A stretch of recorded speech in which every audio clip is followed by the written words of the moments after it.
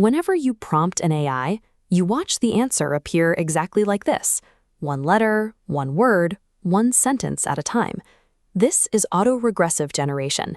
It's a strict left-to-right process, and it drives the text production of every major language model currently in deployment.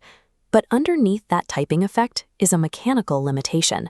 To produce just a single new word, the AI loads its multi-billion parameter weight matrix through a narrow connection into processing cores. The computation finishes in a millisecond. Then they sit idle, waiting for that same massive data block again. AI models feel slow, not because they lack raw computing power, but because they are trapped in a physical logistical jam, the memory bandwidth bottleneck. The theoretical solution to this bottleneck comes from the world of image generation, diffusion language modeling. This shows how diffusion text generation works. Instead of committing to a strict sequence, the model starts with an entire grid of noisy placeholders. It resolves all of them into coherent words simultaneously. By generating a whole block of text at once, the system performs significantly more math for every memory load, keeping the hardware busy. But the historical catch is the price of admission. Building a diffusion model from scratch has traditionally required tens of trillions of training tokens and months of dedicated GPU time. That massive upfront cost created an economic cliff. It kept parallel text generation as an interesting academic theory, rather than a reality that labs could actually afford to put into production. NVIDIA's TwoTower was built to prove that you don't need to start from zero.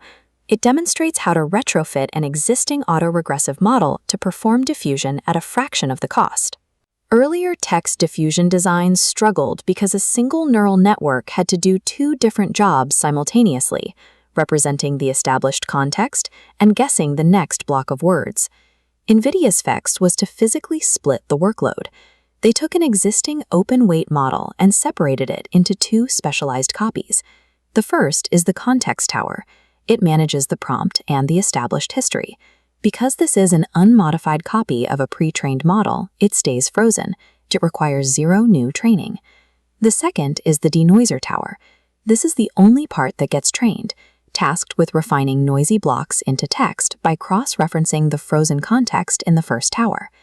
By separating the model's memory from its generation engine, NVIDIA eliminated the need to retrain the most expensive part of the AI.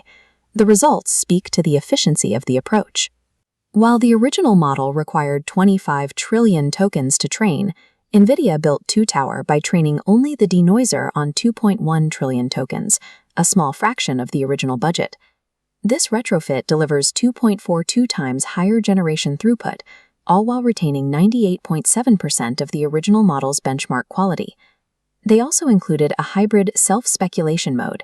This allows the model to use diffusion to rapidly draft chunks of text, and then use traditional logic to verify those drafts for accuracy. That combination of speed, quality retention, and hybrid checking moves this architecture out of the lab and into the territory of a viable production blueprint. To be fair, TwoTower is a research preview. It's built on an older model backbone with a data cutoff in mid-2025, so it isn't competing on general knowledge with frontier models like GPT-5. There are also technical hurdles still being studied.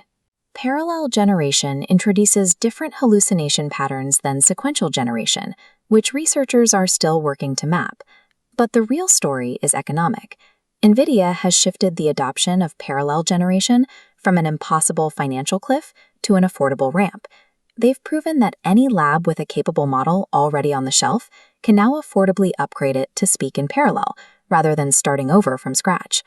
We often assume that AI innovation is strictly a matter of more data and larger parameter counts, but TwoTower shows that significant performance gains are available simply by rethinking the physical mechanics of the systems we already have. The next major leap in AI might not come from building a larger brain. It may come simply from changing the physical way these models are allowed to speak.